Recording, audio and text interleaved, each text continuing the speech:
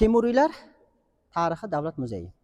Umuman olganda bu yerda Amir Temur siymosidan boshlaylik. Aynan 14-asrning 50-60-yillarida Movarounnahr hududida bir qancha 10 ga yaqin bekliklar bo'linib ketgan. Xususan Qashqadaryoda aynan Keshda Barloslar, Buxoroda Sadirlar, Termizda Saidlar, Xorazmda So'filar, Ohangaronda esa Jaloyirlar mutlaq hokim mutlaq edi. Ana o'sha payti, ya'ni biz bilamiz Amir Temurning otasi kim? Amir Tarag'ay ibn Barqal nomi bilan mashhur bo'lgan. Ana shu xonadonda bir o'g'il farzand dunyoga keladi. 1336-yil 9-aprel yoki bo'lmasa hijriy 735 Shabbon oyining 25-kunida dunyoga kelgan deb naql qiladilar. Bu yoqda ham olib ketavering, bu yoqda ham talabalarda ham. Shu bilan birgalikda Amir Temur yoshlik chog'ida birinchi ustozi Mulla Alibek sifatida keltiriladi. Ya'ni bu manbalarda uchraydi. Keyincha Shayx Shamsiddin Kulol. Shayx Shamsiddin Kulolga bergandan so'ng bilasizmi, Qur'on oyatdan tajvid yo'nalishida chiroyli o'qiydi va shunga nisbatan Amir Temur 10 yoshida mana shu Qur'on oyatdan chiroyli o'qiydigan sifatda ham keltirilgan va uni albatta madrasaga berib, ya'ni ilmi talibini oshirib boradi. Bu vaqtda Temuriylar saltanatida o'sha Amir Temurning o'sha Chig'atoy nasldan bo'lgan ayni paytda To'g'liq Temur xizmatga kiradi. Kesh viloyatining dorug'asi etib tayinlanadi. Va shu bilan birgalikda 24 yoshga to'lganda o'sha hokim sifatida faoliyat yurita boshlaydi Amir Temur, ya'ni To'g'liq Temurning, ya'ni Chig'atoyning nasldan bo'lgan To'g'liq Temur xizmatga kirishdan boshlagan. Shu bilan birgalikda keyinchalik 1362-yillarda ayni bu paytda Seyiston bo'lgan jangda Amir Temur nihoyatda og'ir jarohatlanadi va butun o'sha paytda umr davomida mana shu narsa qolib ketadi. Uning o'g'li Ilyos Xo'ja bilan kelisha olmay qoladi. Ilyos Xo'ja bilan va uzilib kesil, siz bilasiz, Loy jangi 1365-yilda bo'lib o'tadi.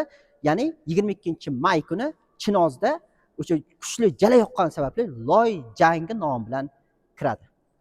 Umuman olganda Amir Temurning o'sha payt Loy jangidan so'ng o'sha Temuriylarga umuman olganda o'sha Amir Husaynga nisbatan adovat paydo bo'ladi va Amir Husayn sekin astalik bilan hokimiyat tepasiga kelish harakat qila boshlaydi. Temur ham o'sha paytda kela boshlagan.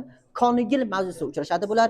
1366-yilda Amir Temur o'sha aynan Konigil mavzusiga kelgan paytida Samarqandda Sarbadorlar harakati boshlanadi. Sarbadorlar harakati.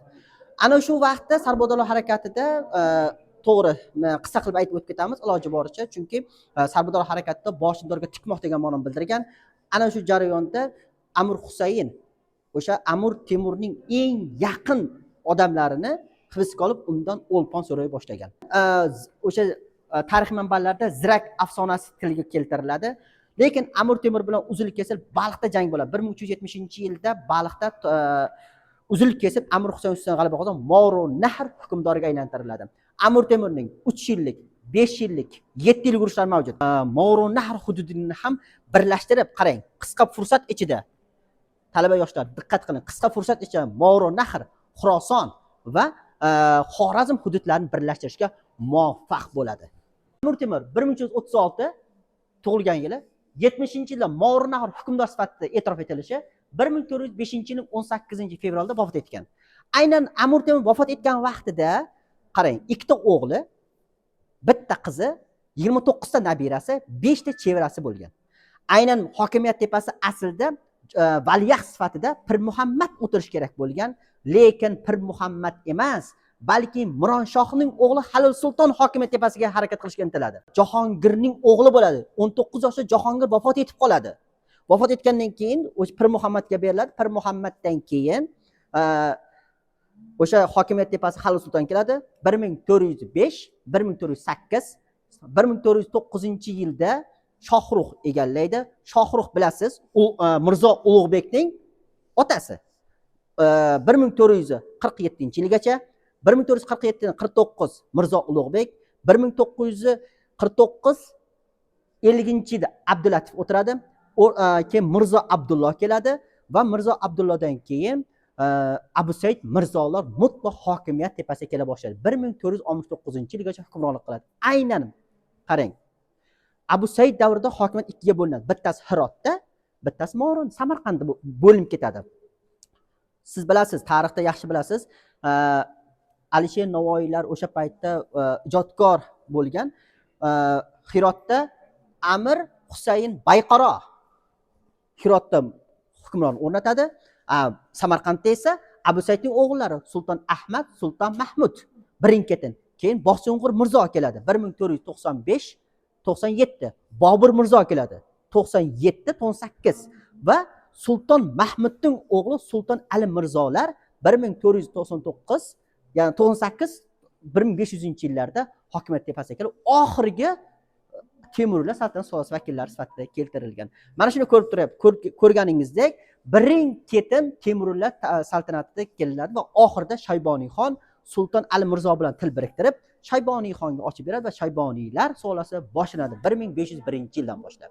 Ko'rib turganingizdek, mana Amir Temurning o'sha qisqa fursat ichida 3 yillik, 5 yillik, 7 yillik urushlarda juda katta hududlarni o'z ixtiyoriga olgan. Hattoki o'sha siz bilganingizdek Anqara jangi Sulton Boyazid Yildirim bilan urushganda ham 1402-yil 20-iyunda bo'ladi. Ana o'sha paytda Konstantinopol, Geniya hukmdorlari, Fransiya qiroli, Angliya qiroli va Kastiliya va Leon qirolligi deydi. Ya'ni bu Ispaniya qirolliklari aynan Amir Temurga juda katta yordam bera boshlagan.